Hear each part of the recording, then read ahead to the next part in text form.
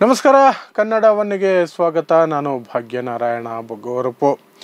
ನಿನ್ನೆ ರಾತ್ರಿ ಶಿವಮೊಗ್ಗಗೆ ಪ್ರವೇಶ ಮಾಡುವಂತಹ ಪ್ರಯತ್ನವನ್ನು ಶ್ರೀರಾಮ ಸೇನೆಯ ರಾಷ್ಟ್ರೀಯ ಅಧ್ಯಕ್ಷ ಪ್ರಮೋದ್ ಮುತಾಲಿಕ್ ಮಾಡ್ತಾನೆ.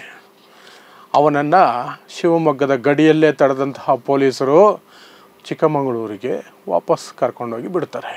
NR ಪುರ ರೂಟಲ್ಲಿ ಕರ್ಕೊಂಡೋಗಿ, ಶಿವಮೊಗ್ಗಗೆ ನೀನು ಬರೋ ಹಾಗಿಲ್ಲ, ನೀನು ದ್ವೇಷ ಭಾಷಣಗಳನ್ನು ಮಾಡ್ತೀಯ, ಇಲ್ಲಿ ಶಾಂತಿಯನ್ನು ಕದಡ್ತೀಯ, ನಿನಗೆ ಶಿವಮೊಗ್ಗ ಪ್ರವೇಶವನ್ನು ನಿರ್ಬಂಧಿಸಲಾಗಿದೆ, ತಗೋ DC ಲೆಟರ್, ಈ ಕಡೆ ತಲೆ ಹಾಕಂಗಿಲ್ಲ ಸ್ವಲ್ಪ ದಿನ ನೀನು ಅಂತ ಹೇಳಿ ಪೊಲೀಸರು ವಾಪಸ್ ಕರ್ಕೊಂಡೋದ್ರು. ಆದರೆ ನಮ್ಮ ಗೋಧಿ ಮಾಧ್ಯಮಗಳು, ಮನುವಾದಿ ಮಾಧ್ಯಮಗಳು ಜನರ ದಿಕ್ಕು ತಪ್ಪಿಸೋದಕ್ಕೆ ಇಲ್ಲ ಹಾಕಿದ್ದೀನಲ್ಲ ಒಂದು ಟೈಟಲ್ ನೋಡಿ, ರೊಚ್ಚಿಗೆದ್ದ ಮುತಾಲಿಕ್.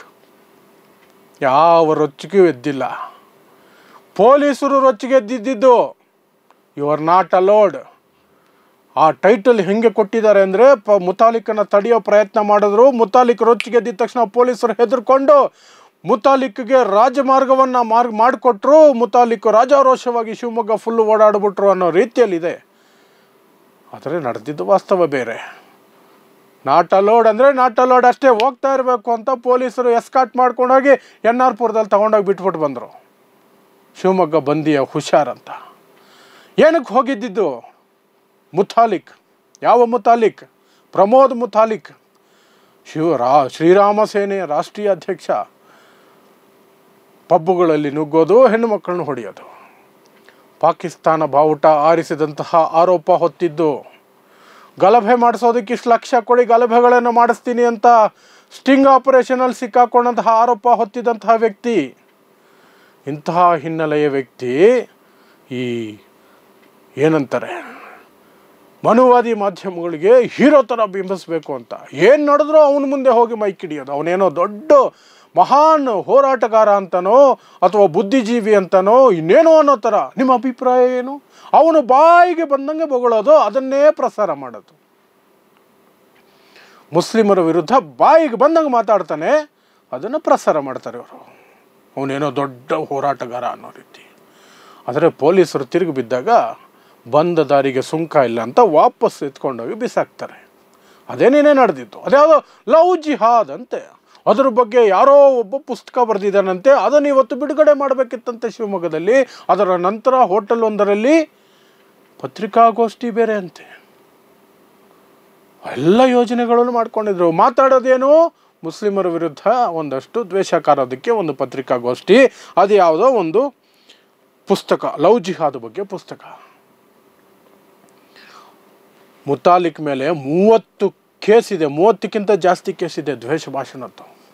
ಸರ್ಕಾರ ಗುಂಡಿಗೆ ಇರೋ ಸರ್ಕಾರ ಆದರೆ ಇಷ್ಟೊತ್ತಿಗೆ ಒಂದು ಕೇಸಿನ ನಂತರ ಒಂದು ಕೇಸಲ್ಲಿ ಬೇಲ್ ಸಿಗದಂಗೆ, ಒಂದು ಬೇಲ್ ಸಿಕ್ಕರೆ ಇನ್ನೊಂದರಲ್ಲಿ ಎತ್ತಾಕೊಂಡೋಗಿ ಜೈಲಿಗೆ ಹಾಕ್ಬೋದು. ಬಟ್ ಈ ಸರ್ಕಾರಕ್ಕೆ ಅಷ್ಟು ಧೈರ್ಯ ಇಲ್ಲ, ದಮ್ಮಿಲ್ಲ. ಮನುವಾದಿಗಳು ಕೇಸರಿ ಬಟ್ಟೆ ಹಾಕ್ಕೊಂಡು ಯಾರೇ ಏನೇ ಮಾಡಿದ್ರು ಸೈಲೆಂಟಾಗಿರುತ್ತಿದ್ದು ಕಾಂಗ್ರೆಸ್ ಸರ್ಕಾರ, ಸಿದ್ದರಾಮಯ್ಯನವರ ಸರ್ಕಾರ, ಪರಮೇಶ್ವರ್ ಗೃಹ ಮಂತ್ರಿ. ಇನ್ನು DK ಶಿವಕುಮಾರ್ ಬಿಡಿ, ಹಿಂದುತ್ವದ ಹೆಸರಿನಲ್ಲಿ ಅವ್ರದ್ದು ಹೊಸದೇ ಕತೆ ಶುರುವಾಗಿದೆ ಈ ನಡುವೆ. ಹಿಂದುತ್ವದ ಹೆಸರಿನಲ್ಲಿ ನೀವು ಏನು ಬೇಕಾದ್ರೂ ಮಾಡಿ. ಶ್ರೀರಂಗಪಟ್ಟಣಕ್ಕೆ ಹೋದಂತಹ ಒಬ್ಬ ಹಿಂದುತ್ವವಾದಿ ತನ್ನ ನಾಲ್ಗೆ ತೆವಲಿಗೆ ಏನು ಹೇಳ್ತಾನೆ, ಮುಸ್ಲಿಂ ಮಹಿಳೆಯರಿಗೆ ಒಬ್ಬ ಗಂಡ ಅಲ್ಲ ದಿನಕ್ಕೊಂಬ ಗಂಡ ಅಂತ ಹೇಳ್ತಾನೆ. ಈ ಸರ್ಕಾರ ಅವನನ್ನು ಬಂಧಿಸೋದಿಲ್ಲ ಅಂತ ಅಫಿಡವಿಟ್ ಕೊಡುತ್ತೆ ಕೋರ್ಟ್ನಲ್ಲಿ.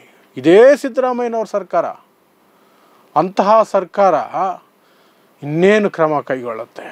ಈ ಮುತಾಲಿಕ್ಗೆ ಏನು ಕೆಲಸ? ಫೆಬ್ರವರಿ 14 ಬಂದರೆ ಯಾರಾದರೂ ಒಟ್ಟಿಗೆ ಗಂಡು ಹೆಣ್ಣು ಒಟ್ಟಿಗೆ ಓಡಾಡಿದ್ರೆ ಮದುವೆ ಮಾಡಿಸ್ಬಿಡ್ತೀನಿ. ಏನು ಮದುವೆ ಬ್ರೋಕರ್ಗಳು ಇವರೆಲ್ಲ. ಇನ್ಯಾವುದೋ ಒಂದು ಏನೋ ನ್ಯೂ ಇಯರ್ ಸೆಲೆಬ್ರೇಟ್ ಮಾಡಿದ್ರೆ ಮನೆಗೆ ನುಗ್ಗೋಡಿತೀನಿ, ಪತ್ತೆನೇ ಇರಲ್ಲ ಅವತ್ತು. ಸುಮ್ಮನೆ ಅದನ್ನು 10 ಸತಿ ಹಾಕೋದು ಇವರು. ಅದಕ್ಕೊಂದು ಬೋಲ್ಡ್ ಟೈಟ್ಲ್ ಕೊಟ್ಟು ಈ ಮಾಧ್ಯಮಗಳು, ಮನುವಾದಿ ಮಾಧ್ಯಮಗಳು, ಗೋಧಿ ಮಾಧ್ಯಮಗಳು ಬೋಲ್ಡ್ ಟೈಟ್ಲ್ ಕೊಟ್ಟು, ಮುತಾಲಿಕ್ ಎಚ್ಚರಿಕೆ, ಮುತಾಲಿಕ್ ಆವಾಜ್, ರೊಚ್ಚಿಗೆದ್ದ ಮುತಾಲಿಕ್.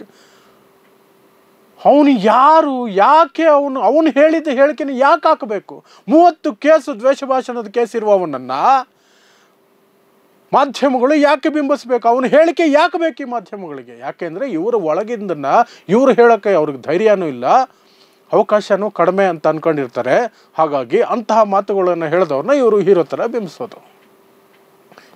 ಬಿಂಬಿಸೋದು. ಅದೇ ನಿನ್ನೆ ಶಿವಮೊಗ್ಗದಲ್ಲಿ ನಡೆದಿರೋದು. ಆ ಕಾರ್ ನೋಡ್ತಾ ಇದ್ದೆ ನಾನು.